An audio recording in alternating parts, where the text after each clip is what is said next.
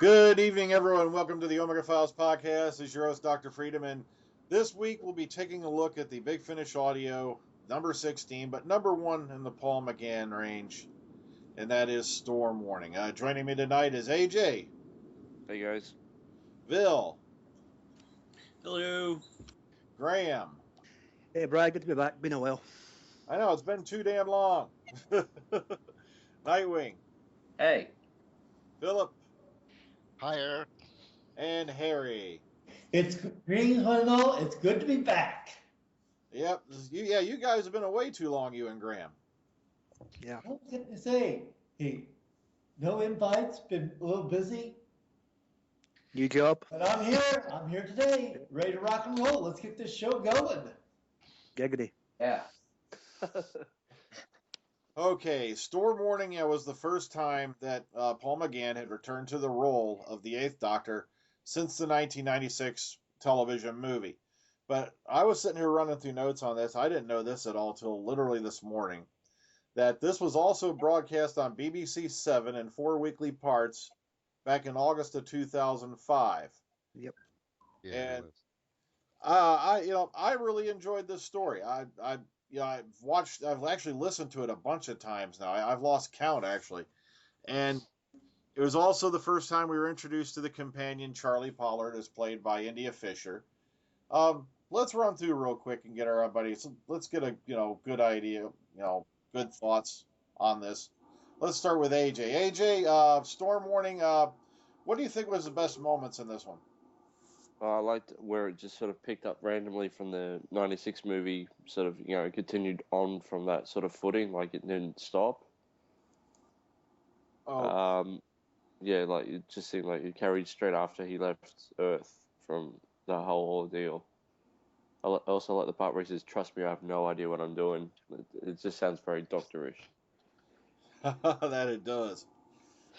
All right. Vil? Yeah, I thought that it was a lot of fun. I loved that one. The part that he had mentioned, I had the same thing in mind of just how much it felt like it was an episode of Doctor Who, and it was just great. Okay. Graham? Well, what can we say about this? I mean, fantastic introduction for Paul McGann and his main range, escapades. Rounded off with a not too bad, ensemble in terms of a cast with some good characters to expand. So all in all, enjoyed it very much, Brian. Yeah. Ready? Nightwing. Sorry.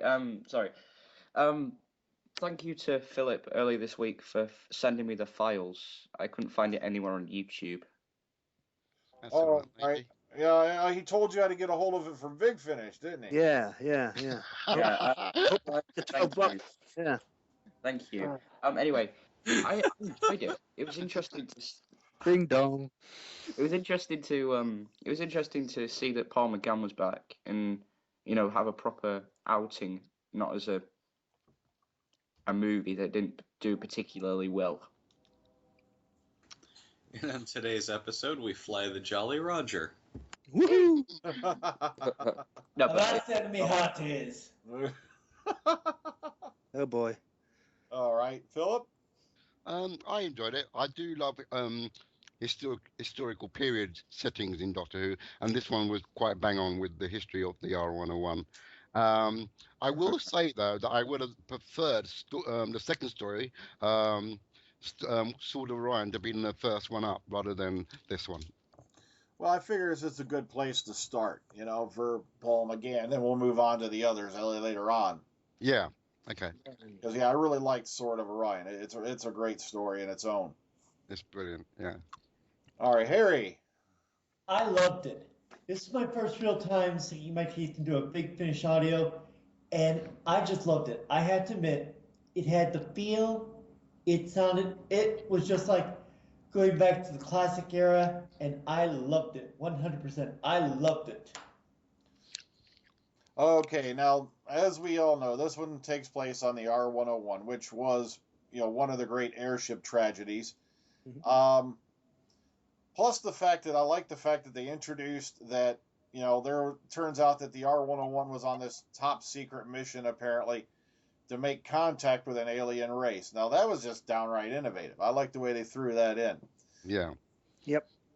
Mm-hmm. Okay, now in this particular adventure, we're introduced to Charlie Pollard, who stays with the Eighth Doctor for quite a while. If you hang on with the Big Finish range, how do you think Charlie would stand up to any of the classic companions or any of the TV companions that we know of? Let's start with Harry this time. I think she would fit in great. I mean, I see her getting along well with Ace or Sarah Jane. I mean, she's just the type that she's inquisitive, yet she knows when to step back and let the Doctor take over. Okay, Philip. I think she would work well with. I mean, They did put her up against next to Leela in the 50th special Big Finish story, for a little bit. That's fine, but I reckon she would work well rather with people like Victoria, because they're both from the same kind of like time period, so they would work well together. All right, Graham. Oh, sorry. Uh, I was going to go Nightwing first. I'm sorry. I got my. Control. So, No, when you go. Nightwing, you there? Oh, sorry. I thought you were going Graham first. No, but yeah, I'm messing up. Nice. Anyway, Charlie would work well with a lot of characters, different companions. Like, there's only very few that I'd agree with Ace. Ace and Charlie would be interesting together. Yeah, I think Charlie would work well with a lot of characters. All right, Graham. I would throw Tegan into the mix there, just for a different dynamic. And also yeah. in the box. Yeah. There you go. But quite obviously, she has a good character and a good companion, as is adamant by her standalone series starting this month with Big Finish. So they must see something in her. Yeah. Mm-hmm. Phil.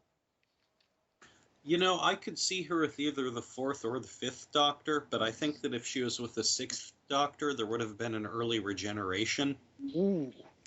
She was with him for a while. Yeah. Waiter. No spoilers. Oh, sorry. Spoiler alert there, but... I obviously haven't heard anywhere she was with him based on that statement, so... Yeah. That happens a little way later on, that she winds up with the 6th Doctor. Won't say how, but... Look at Wikipedia. Not Wikipedia. Whatever the Doctor Who version is called. TARDIS Data Core. Yeah, that one. Where I found that out. But yeah, I liked her. All right, Vil. Sorry, not you. I mean, AJ. I was looking for the wrong thing. So. I would like to see her probably working with Jamie McCrimmon, like him trying to leap in and save her, and she'd like sort of push him aside and run forward herself. Yeah, she's got that kind of like I can handle myself kind of thing. So yeah, get out of my way. All right. Plus, we're introduced in this particular adventure. It's set in 1930, which is I always love period pieces, especially if they're well done. It's set against the R101, meeting up with a race called the Triskelion. Mm-hmm. No relation to Star Trek. Oh, allegedly. Yeah. And I don't know. How do you feel the Triskelion were handled? Because I like the way they set it up. So this particular race, you had one side that was this, one side that was bad, basically, and then you had, one side that was order, one side that was chaos. Then you had this particular, person who had to stand in and keep them in check. I thought that was pretty interesting. Yeah. What do you make of the Triskelion, AJ? A confused race doesn't know whether it wants to tear itself apart or control itself, so they have a third intermediary come in and take over. They like to be controlled, I guess. Okay, Vil, what was your take on them? Well, I liked the fact that they were the result of someone that was very much like us, suggesting that we were heading in the same path. All right. Yep. Graham? I've got to agree with that point Vil just made there. That's an excellent point. But as AJ's alluded to, they're obviously a race who don't exactly know if they're coming or going, and they need some sort of figurehead to keep them stabilised. All right, Nightwing. It was complicated at the end. Apart from that, it was kind of complicated at the end when we actually met the whatever they're called, the Triskelion. The Triskini. Triskelion. Yeah. Yeah, they were confused. But the one thing I did like is they were described something like dolphins. That's one thing I liked. Okay. All right. Philip. Yeah, I like the idea of the Druskini governed by the lawgivers, and it's a novel idea. I've not seen it before in Doctor Who, and it shows that also that the problem of if one is demised, then it unbalances the rest of the Druskini, really. Like what we saw with the Uncreator becoming more powerful because the lawgiver was killed. Yep. Yeah. All right. What about you there, Harry? I found them quite the fascinating race. A race that has law on one side, chaos on the other, and a third person who balances them out. But yet they find themselves in a situation where they need someone to replace the balance. Yeah. All right. Now, were there any other characters that stood out for you guys? Let's start with AJ. Any other character you felt really stood out in this play? The captain of the RO-101 who stayed behind to be the lawgiver. Yeah, that's mine as I well. thought he was very strong, I thought. Okay. Yeah. Vil? For me, there wasn't really another one that comes to mind that stood out a whole lot, but that's not because they weren't good characters so much as that I really liked the portrayal of all of them. Okay. Graham? For me, it was the South African villain Rathbone that stood out for me. Yeah. Mm-hmm. Yeah. Quite amicably played by Bramble Edwards. It just came across as a sinister and sly son of a gun who would do anything to get what he wanted. Okay. Nightwing? Lord Tamworth, just the way he sounded. Yeah. It was yeah. He was so happy and joyful and saying that, I don't know, he was just so happy and joyful. Okay. Philip? I'm going to go with what everybody else said. Gareth Thomas says Lord Tamworth. His British stiff upper lip was quite a good show of acting. It was quite convincing. I liked it. Okay. Harry?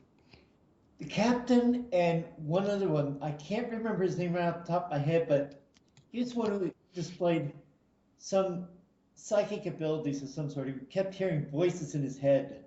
Oh, that's Rathbone. Rathbone. Rathbone. Yeah. Same guy. Yep.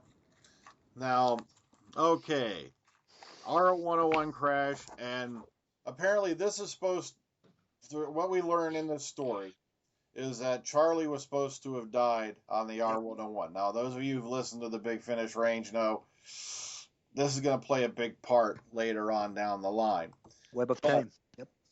What do you think of that? Now, let's take this in relation to what happened in the waters of Mars. Do you think it was a good move to save Charlie at this point? Even if you know what happens later on, don't let that bias you. How do you think this relates compared to saving, the crew of the Bowie base? Messing around with a fixed event. Let's start with Harry. I think it's the interesting idea. At this point in time, the Doctor is willing to buck the odds a bit because it's not Time War time. It's basically he needs a companion. Charlie's going to be there to give him some balance. And who cares what the Time Lords think? All right. Philip? I think it's an interesting thing. Like you said, this situation gets caught up upon later on along the series. But I think compared to Waters Mars, whereas Waters Mars, the captain of the Bowie base was inclined to correct Time's mistake and obviously take her own life. Whereas Charlie, she's more happy to be saved and go along on the trips, which is kind of wrong on her part because she knows she should have died, and yet she's quite happily goes, I don't care, let's go on this little journey where you're taking me. All right. Nightwing. At least she didn't kill herself. Okay. That's all I'm going to say, because I don't actually know what happens. All right. Graham? It's an interesting point in this. I mean, you can look at it two ways. You can look at it from the point of view she should have died on the R101, but at the same time, she shouldn't have been there to begin with. She was a stowaway. Yeah. Obviously, she should have took the place of Lord Tamworth when he stayed behind with the Triskeli to account for the body count. But it's always a wee bit of a contentious issue with this one as well, because the continuity in terms of the historical event isn't exactly up to par either, because there were actually 6 survivors, I believe, of that, and you hear countless times there was 0. So they're playing a wee bit with history and actual factual events. Yeah, they do tamper around a little bit, in the Big Finish audio range with that. Like I said, one of my favorite ones I pick on was Invaders from Mars, which was another Paul McGann one that came later. Yep. It takes place in 1938. And they're always talking about the CIA, and meanwhile, the CIA didn't come into existence until 1947. Exactly.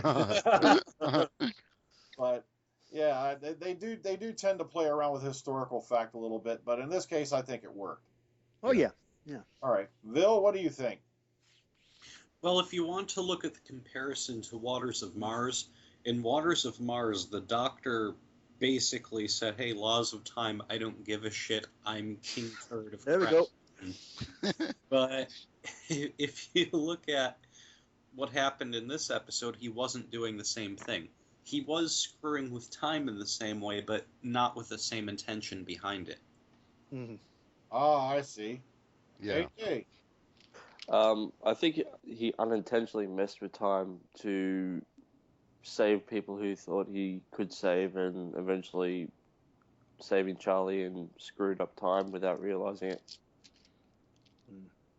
Also, what I loved about this episode was the fact that Lord Tamworth, he's got this decision. He's now in charge of the Triskeli. He now has access to this big, huge ship that basically, if he took it back to the Great Britain, they could basically rule the planet. And instead, he decides to stay there, with the Triskeli, and say, screw it. That would be too much power for anyone to have, on the planet at the time. That's what I love about this particular episode. The fact that you have this character who makes such a big decision, and he doesn't do it selfishly. He thinks of others for himself. That's what I really love about the writing on this as well.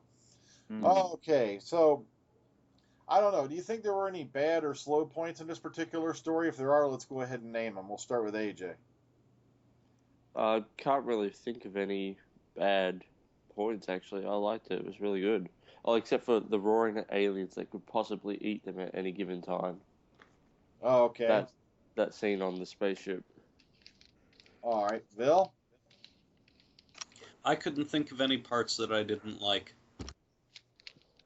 Okay, Graham? Calling the Voldemort Ramsey. Can't stand that name. Ramsey. I was wondering if someone was going to bring up poor Ramsey the Vortisaur.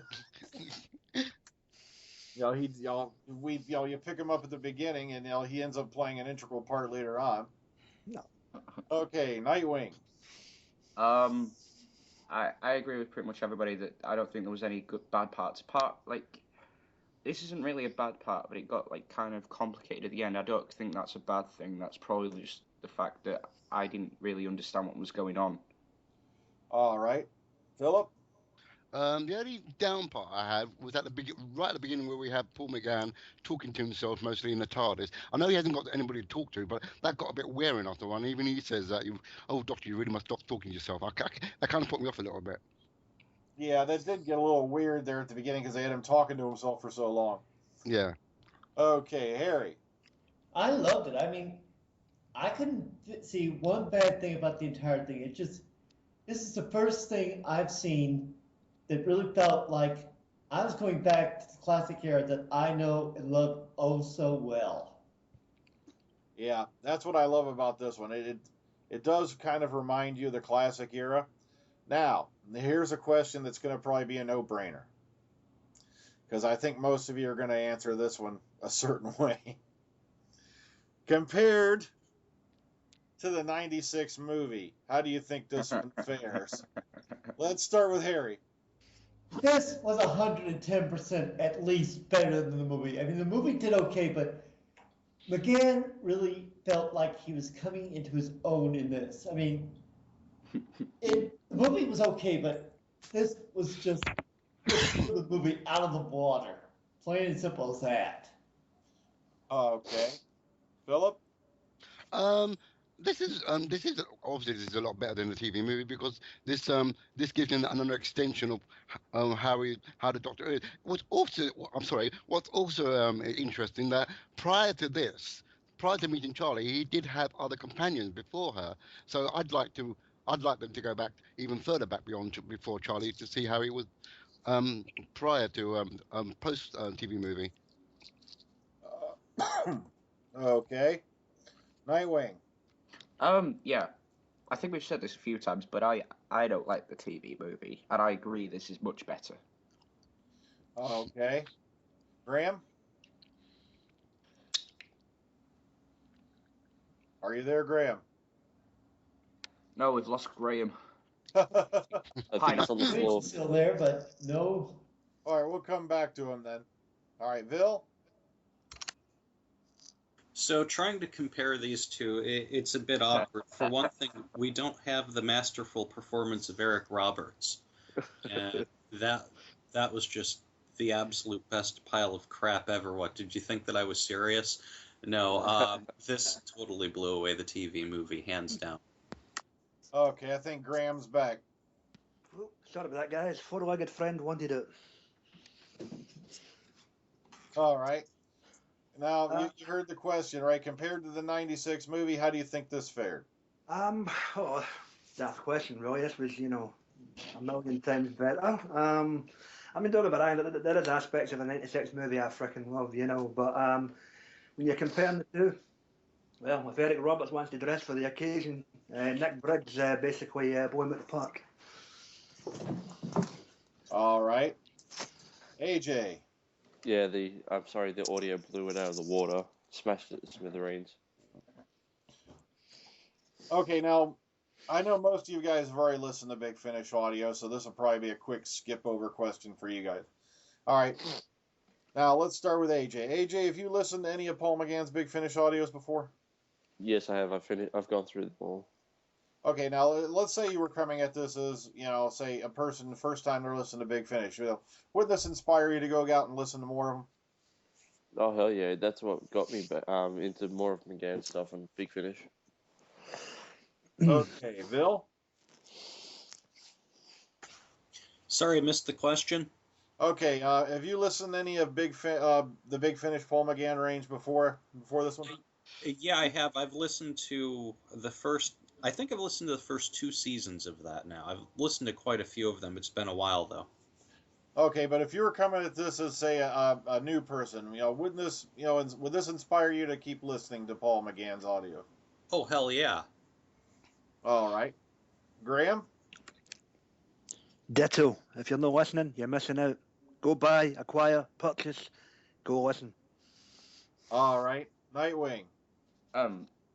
Saying that I've not really listened to a right lot of audios, I probably will now go out and buy a few. Definitely get the next one, Sword of Orion. It really, really is a good Yeah. Cyberman adventure. Yeah, I will do. Oh, okay. Phillip? Well, I'm going to say yeah, of course, because I've listed them since 2001. I'm still doing it, and the Paul McGann just gets better and better as they go along. All right. And, of course, Harry.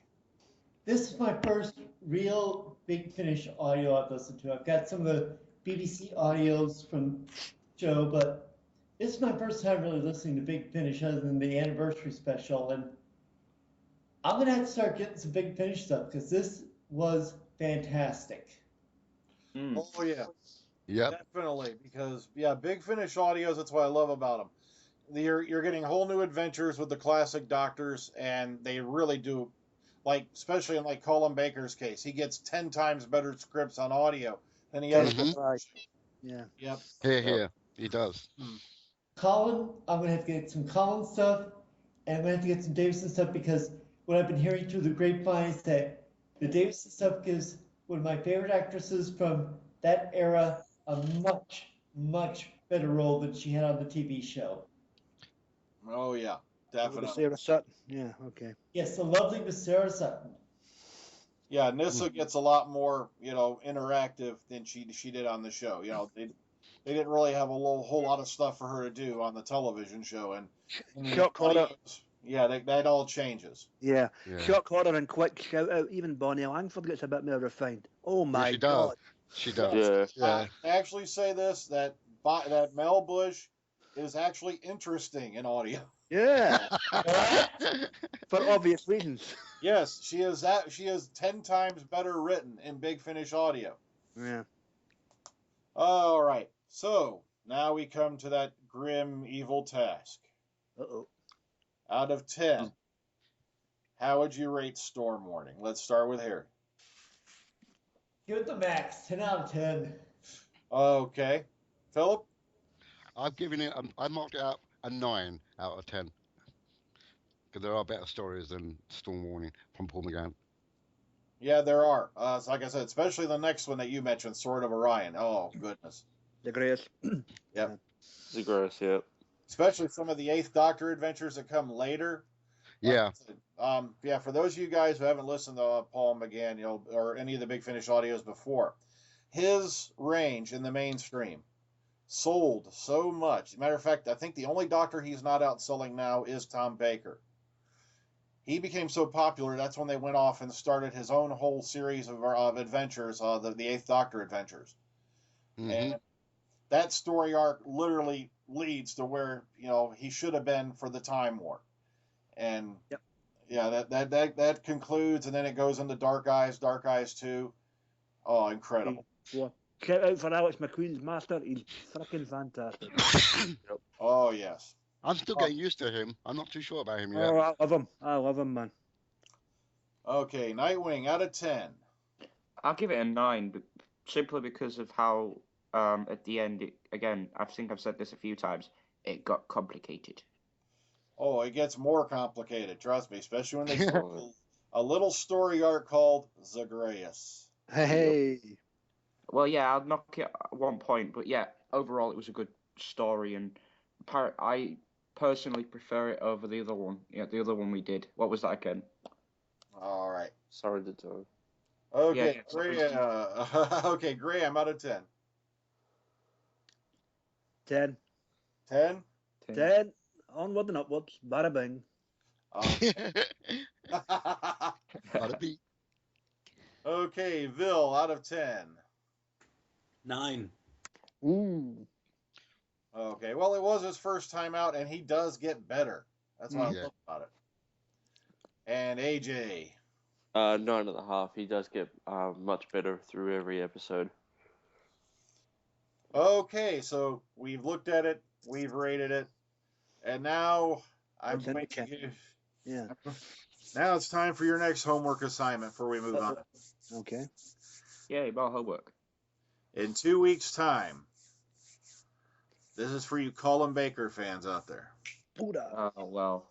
You won't Yay! see that. Yippee! Hello. Patty, I'll I may be help a you. number of things. I'll help but you out, Nightwing. I Don't worry am the about doctor, whether you like it or not. Because this is one I feel stands out in the Colin Baker range, and this is one I definitely want to go over with you guys. Your next assignment is, in 2 weeks' time, Jubilee. Love it. Okay. I don't Yep. really like that one. Oh, okay, I'll give that a listen. Could we go with Rogue instead? The what? With With what? No, not X-Men. No. Wrong podcast, Bill. Matter of fact, Jubilee, written by Bob Shearman, same guy who wrote Dalek. Same story. And Yeah, pretty much, yeah, Dalek was based off this story. I'll need a link to where I can find that on Big Finish. I will forward you that link. Basically, can we just watch Dalek instead? I'm joking. No, Why- actually, Why don't you Jubilee, do both and make a comparison? try to find this. Yeah, Jubilee stands on its own. It does, yeah. Yeah. It is one of the best of the Sixth Doctor range. That's why I want to look at that one next, because Colin Baker in that one, incredible. Also, you're going to be introduced to another companion. Her name's Dr. Evelyn Smythe. Oh I yeah. love her. Yeah, I love Yeah, her. she's good.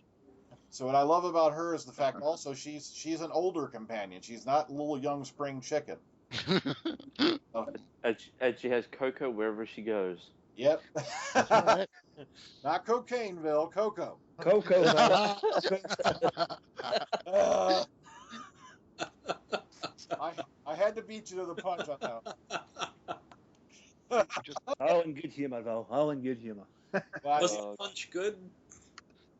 all right. So now that we're done with that, one of the things that was brought up this week, and we'll get Nightwing back when we can.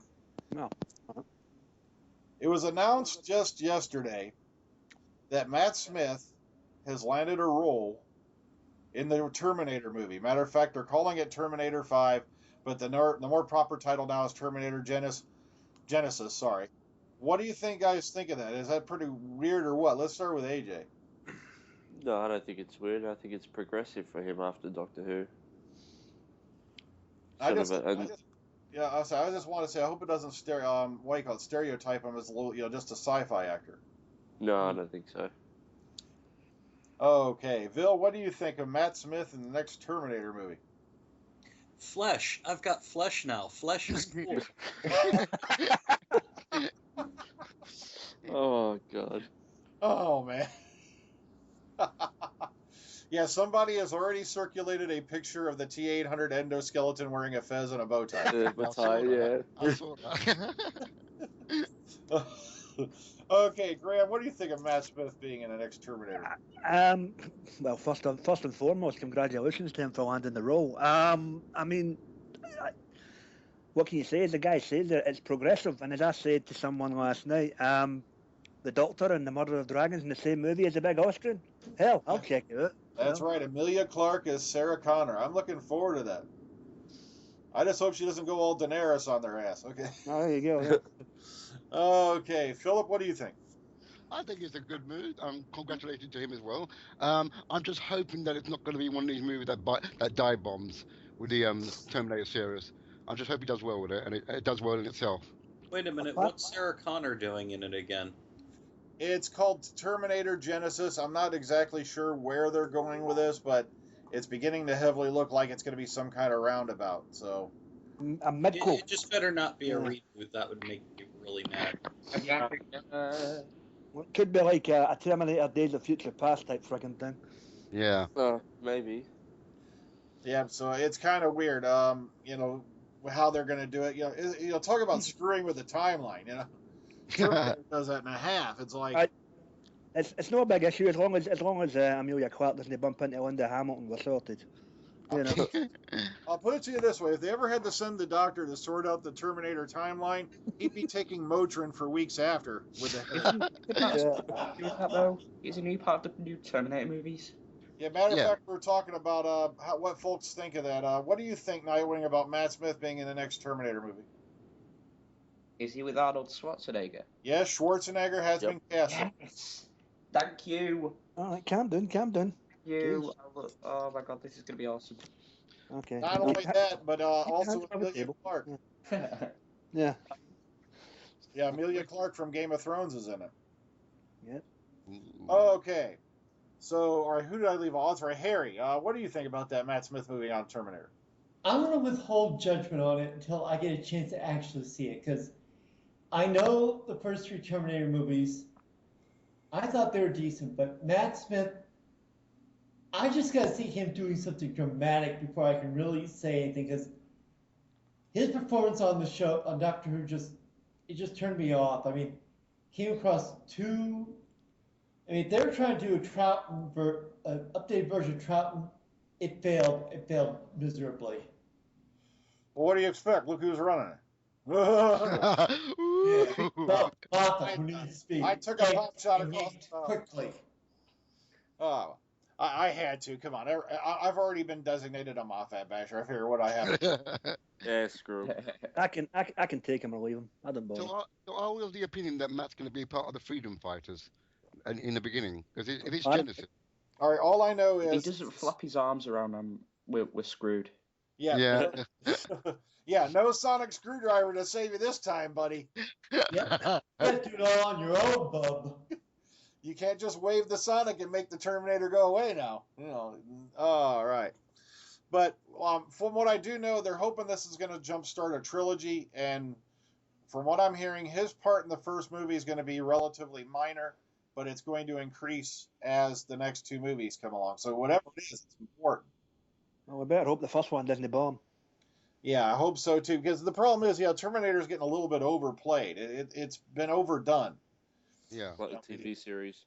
The TV series was okay, but they're screwed with the timeline so much. It's like you don't know which way is what. Yeah, I agree. That and Summer Glau in tight clothes. Yes. Yes. Sorry, was that a wee bit too over enthusiastic there? I apologize. Why do you think I'm really loving Arrow now with Summer Glau in it? Yeah. That last episode, yeah. Yeah. Oh, so how many folks here actually watch it? Right here. I must confess, I'm not an avid watcher. I do tune in from time to time. Okay. You definitely got to get caught up because the guy they got playing Deathstroke is just ominous as hell. Ah. Plus the fact that John Barrowman's in it and he plays a villain, and from what I'm hearing, he's going to be back next season. They've no killed him. Gee, that's a change for Barrowman. No one dies every so. Yeah. Yeah, he's going to be back as Malcolm Merlin. So. Oh, well, focus. Yeah. Oh, they did explain that, by the way. It says you must have missed the episode. Ah, okay. All right, so Terminator, Arrow, now for the big one. Uh-oh. The big event that happened this week. Oh, yeah. The Star Wars cast got announced. Jar Abrams can bite my Death Star. My lightsaber was pointing north of the Empire's whatever. Keep going. Next. Yes, the lens flares. Yeah. That's how they're going to take out what's left of the stormtroopers. Yeah. I'm back again. Didn't know you left. Oh, yeah, my dad kept on. My dad was already dead. Oh, we downshifted since you were gone. Actually, upshifted. Oh, no. Brian, have you got a question to ask about this before this turns into anarchy? Okay, so the new Star Wars cast was announced, and what I'm really liking is the fact that we've got everybody, including Chewbacca, C-3PO, R2-D2. No Billy D. Williams, but we'll forgive him for that.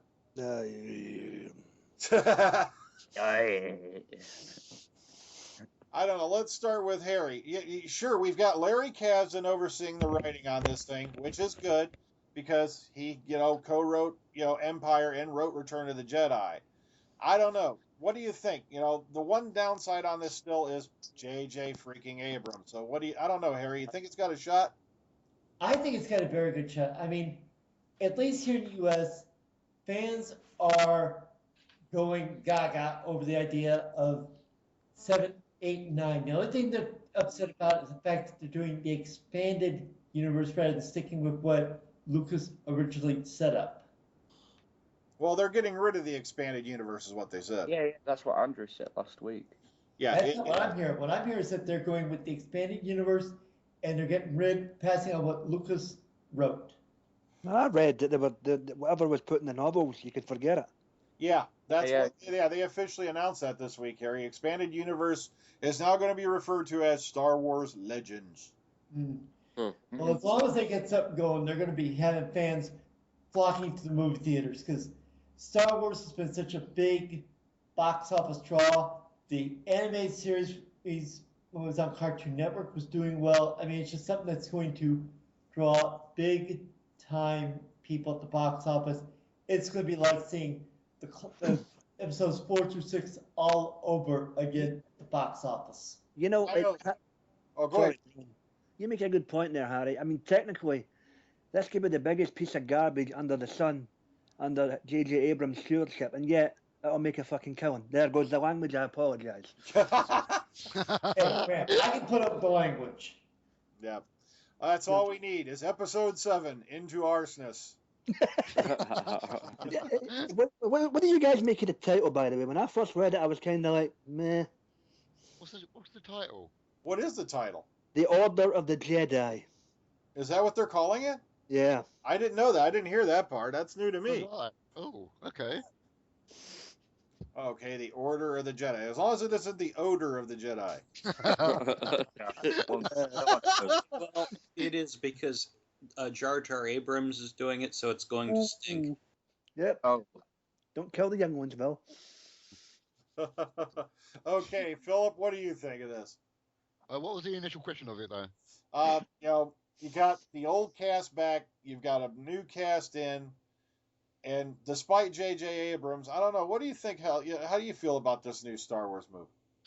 I got a little bit of high hopes for it. I mean, it can't be any worse or any better than what has gone before. So I think give them a chance and see how it goes. I mean, because they had the older cast coming into it, I'm thinking that they will have to dip into the expanding universe to include the offspring of the older cast.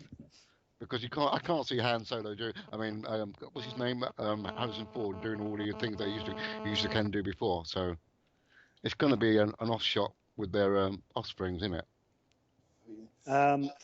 Phil, can I just say, mate, can you date stamp this video, check the time on your watch? If we get a movie reminiscent of Attack of the Clones, I will hunt you down and kill you. Okay. Fine. Why not? According to a certain person on our cast, that was the best afternoon sleep he had. Yes, indeed, yeah.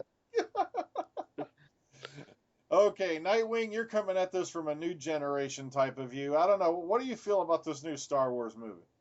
I'm looking forward to them because I have seen all 6, and I've seen a lot of the Clone Wars, and I've read a few novels. Obviously, they're not using the.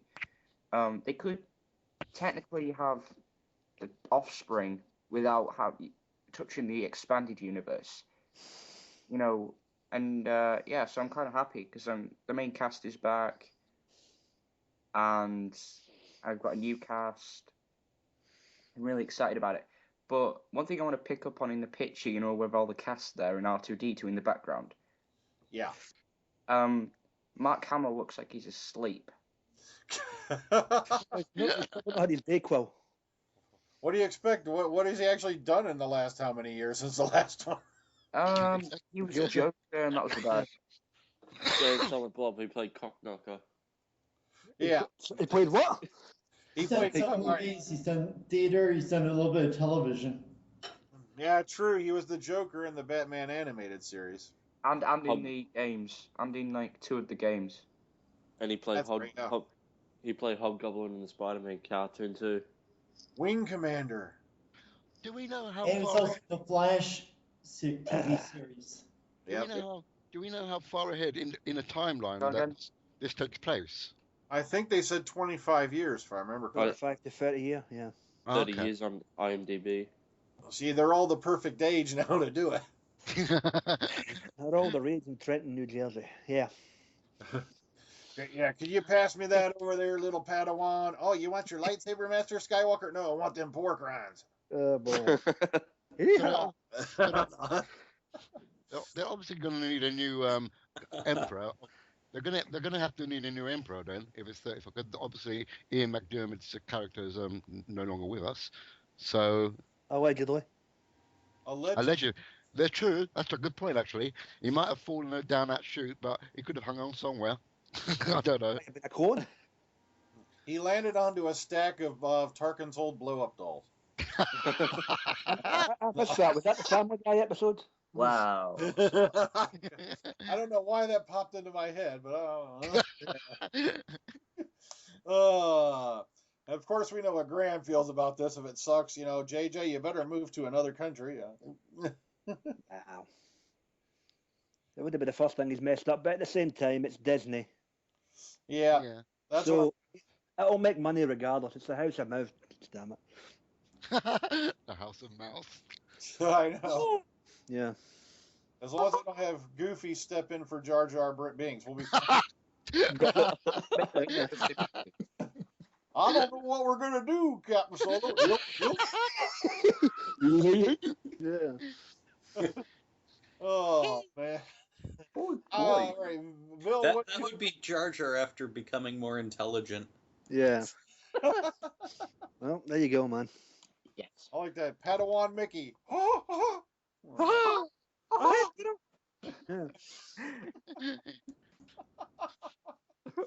God Oh damn. no, that's all we need is Darth Donald. There we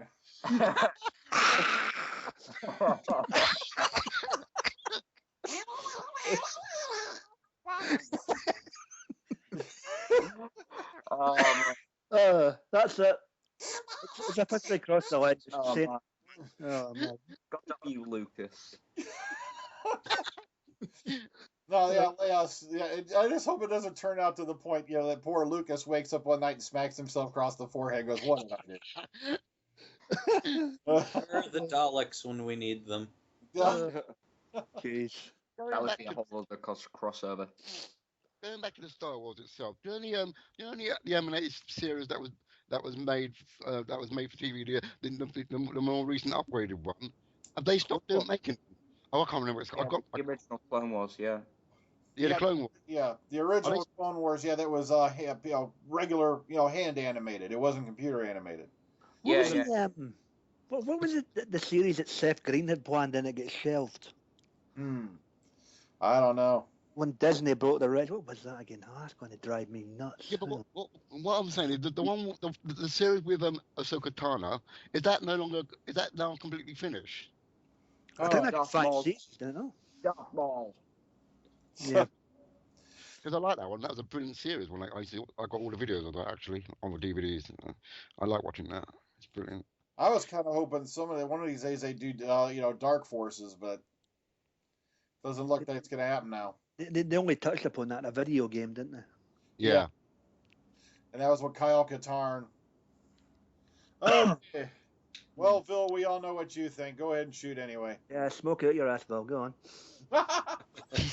Wow. Well, I think that there should be a person, well, if we want to call it person, named Jar Jar Abrams, running for his life with a crowd of 8 billion chasing him with pitchforks and torches.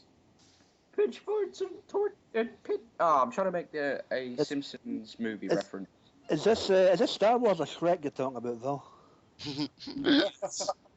I swear that the entire planet should be coming after him because I don't need to wait. I already know that he is going to ruin this thing. Putting Jar Jar Abrams behind Star Wars, it was about as intelligent of a move as that guy that tacked his balls to a table and then ripped them off. I must have missed that episode of Jackass. All right. Well then, who would have been for you, Bill, a better person to produce it? I could drop a turd and it would be better. Wow. Just randomly in the film's opening titles, Phil's turd. You're advocating the original Jabba the Hutt then to be the producer then, Bill, yeah? I think what Phil's trying to say in the constructive criticism type of term is he could eat a bowl of alphabet soup and crap a better script. Yeah. Or to quote a friend of ours who's The currently... script, I think, will be good. Yeah. I don't think that the fault will be in the script at all. But because Jar Jar Abrams has got his hands in this thing, I don't care how good of a script you have, the end result will be a steaming pile of crap. Oh. Well, to quote a friend of ours who isn't here, it was shit. I don't know. AJ, what do you think of this whole mess? I've seen the movies, all the 6. I'm not really a massive fan of Star Wars, but as long as it's not... Sorry? Nah, it's alright, when you go. As long as it's not as bad as what Phantom Menace was, it'll be okay, I guess. But J.J. Abrams being J.J. Abrams, camera flares galore. Yeah. I can just imagine he'd be like, every scene, you must see spots. Yeah. Plus, what's got me going is they even got Andy Serkis in this thing. Yeah, I saw Really? that on Yes, IMDb. Andy Serkis is in it. Hmm. And he's done some incredible work on for Lord of the Rings, Rise of the Planet of the Apes. Yeah. That's what I'm wondering what they've got him playing. Well, not to question the guy's integrity, but there must have been a hell of a lot of zeros flying around. Or better yet, here's another name that should make you all jump for joy, though. Max von Sydow. Ah, It's kudos on that one. Even with that name, he's playing a villain. Even with that name of his own, he's a Yeah, no. villain. This guy was, and as far as I'm concerned, the Ming the Merciless. Okay. Yes. I What's that? What the hell is that? Get off the train track! Neighborhood, I'll shut the window. Stay on the line. I hear the train a coming. It's coming around the bend. Blow my blues away, damn it. Oh man. It can't be an episode of the Omega Files without having some sort of distractions. That's how we do it. We how we roll. we are serendipity's bitch. That's all I can say. Serendipity's bitch. We always have something strange happen. Okay, so yeah, Max von Sydow's in this. Domhnall Gleeson. Donald Gleeson. Yeah, Donald Gleeson. Yeah. So one of the Weasley brothers is in it. Oh my god. Yeah, that's good. You know what would be interesting? If it turns out that he is actually Luke Skywalker's redheaded stepchild. Well, That could be. Could be. It'd be funny if South Park took the mickey out of it. You know, like Cartman being a Jedi and saying that gingers can't be Jedis. give them 5. Strange hatred for ginger people. AJ, the moment that movie hits, give them 5 weeks and Parker and Troy will turn that out onto Comedy Central. Don't worry about Oh, that. yeah. I wonder if Family Guy will also do a parody of it. Nah, well, Oh, McFarlane never touched the prequels, he knows better. So, I Yeah, I know. I thought they said that they made a joke about the Cleveland show doing it. Yeah, Look, Nick Cantor. it's the Cleveland show. Cleveland's coming back to Family Guy because it's Bombing. Is he coming back? yeah, it's cancelled. Oh, goody goody. Cleveland and family coming back to Quahog. It was getting a bit boring without a black person in it, so never mind. Oh, Phil. Yeah, I have to admit, when they tried to find a replacement for Cleveland, it was kind of just random that they found another black guy. Yeah, I know. I saw that one. yeah. Phil, I've just got to ask, mate, where do you keep your white hood? Oh. We're talking about what? Your white hood.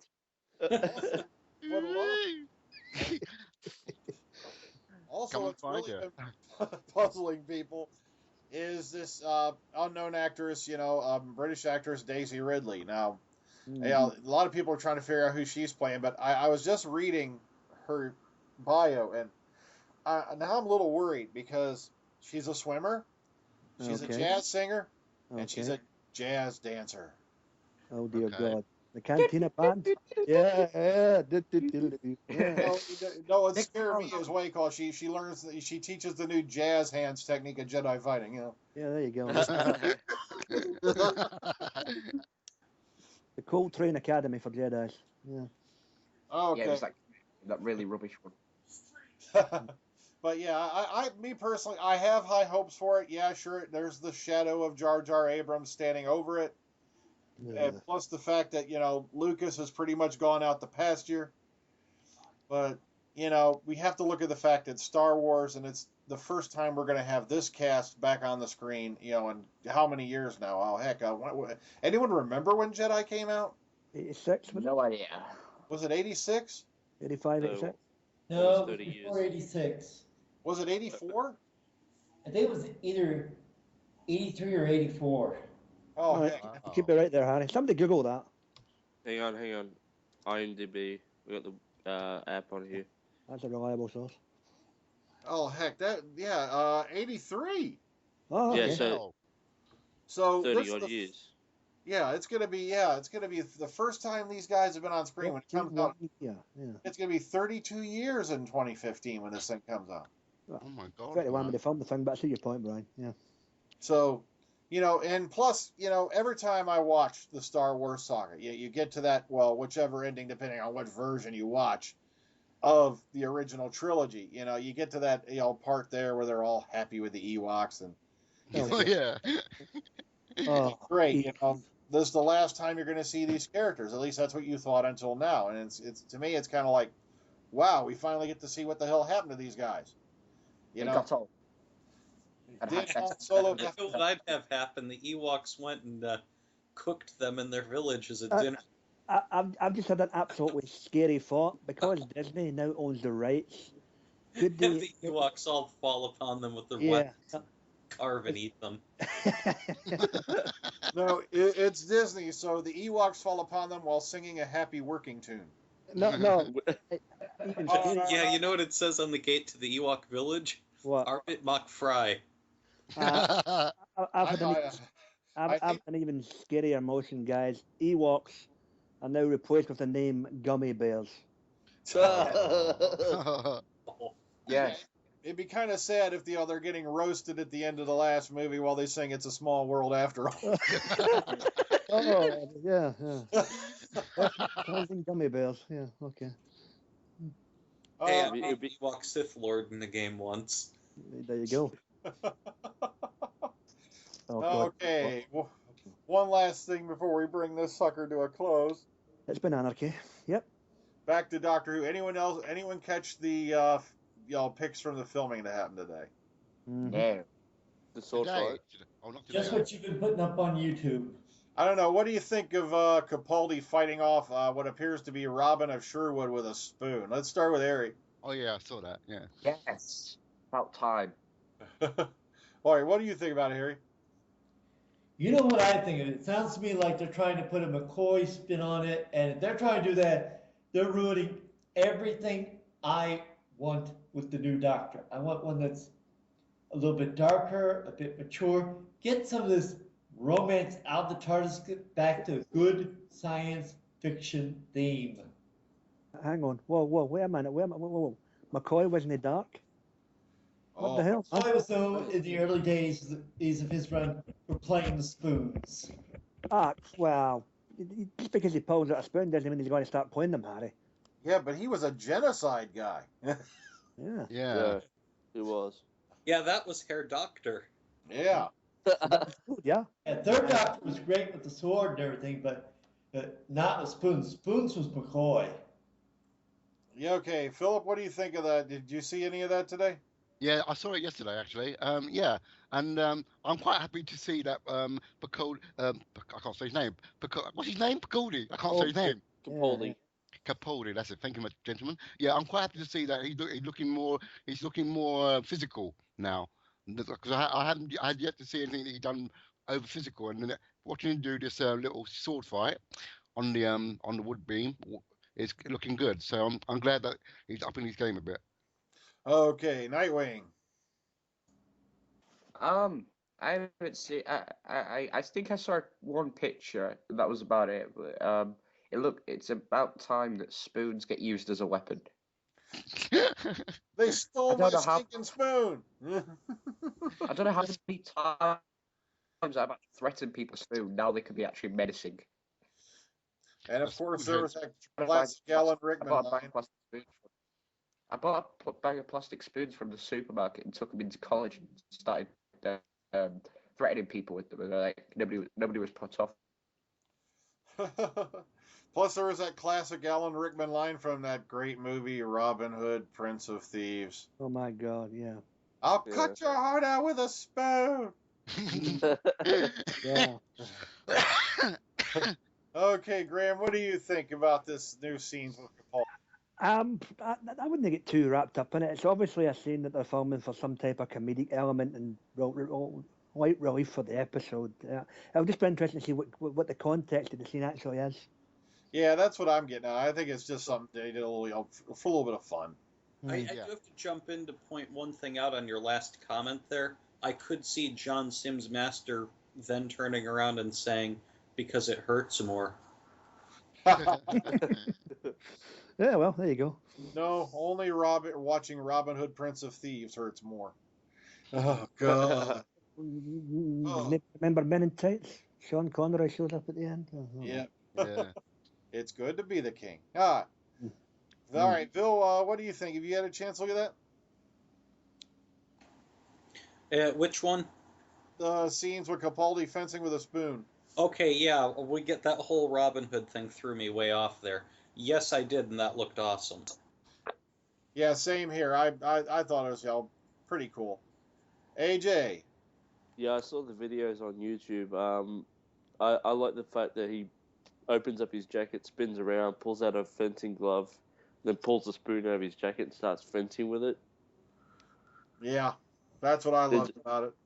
Yeah, just the whole glove thing where he puts it on and sort of closes his fist up really tight. Oh, check the comments. Okay. Funny. I mean, it does give an insight into what kind of Doctor he's going to be if he does that on a comedy sketch kind of way. So yeah, there's a lightheartedness to him as well, tomfoolery. But Yeah. he'll be dark when he needs to be. Yeah. That's what I Capaldi. think. He cannot be dark. He's never played a role where he's no dark, so why the hell should he start now? With the exception of the drag queen, I forget what role that was, but you know. Okay. Well, guys, I'm going to go ahead and bring this session to a close. It's a short but sweet one, but hey, quality over quantity, man. Can I just interject and ask everybody what they think of the idea now that we've got the War Doctor in books coming up now? Oh, I forgot all about that, to be honest with you. Yeah. Anybody seen or heard about that? They're doing the John Hurt Doctor in books. Yeah, I saw that. Heard some talk about it, but that's been about it. Yeah. So Does that mean that they're working with the BBC so that they have some plans for what went on in the Time War? And if so, will it actually be off of Gallifrey? No, it's on Gallifrey. It's on Gallifrey. Yeah, I think it's based on Gallifrey. Well, maybe filling one or two blanks, you know. Because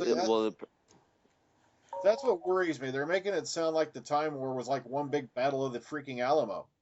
It's like, they're saying, well, half the universe has been wiped out. How could it? They've been sitting on Gallifrey the whole time.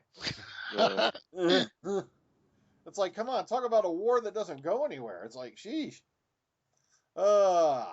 So John Hurt, yeah, he's going to be getting his own books. Yeah, like I said, as far as I'm concerned, John Hurt's performance brilliant, but there wasn't any need to bring him in. I mean, as far as I'm concerned, McGann should have been called.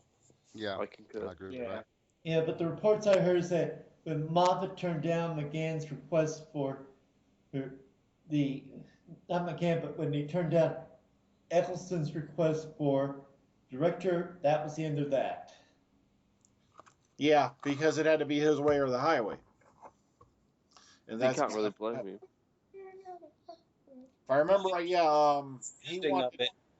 My understanding was that Christopher Eccleston had only asked him to consider that other guy for director, and Stephen Moffat said no to even considering it, which is what pissed him off. Yeah, that's exactly what I heard too. He wouldn't even consider it. It had to be that particular director. Well, guys, now that we're done, let's go around and get everybody's farewells and final thoughts, and then we'll bring this sucker to a close. All right, AJ. Great as always, guys, and I'll be catching you next time. Excelsior. All right, Bill. Well, yeah, it was great. Thanks, had a lot of fun, and just wanted to say sorry for a certain flub last week where my mouth went ahead of my brain there. Okay. Okay, Graham. Always a pleasure, Brad. Shazbot, Nano, KO. Back again soon. No. Okay, Nightwing. Thank you for having me as always.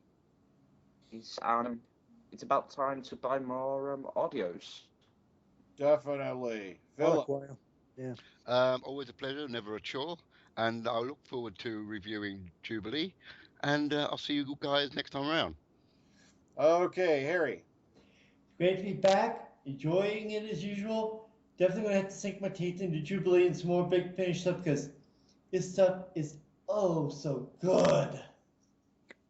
All right. So next weekend we're going to be doing a normal Omega Files. 2 weeks from tonight, we'll be reviewing the audio Jubilee. So keep tuned for that. Well, guys, on behalf of the panel and myself, enjoy the rest of your evening and have a great night.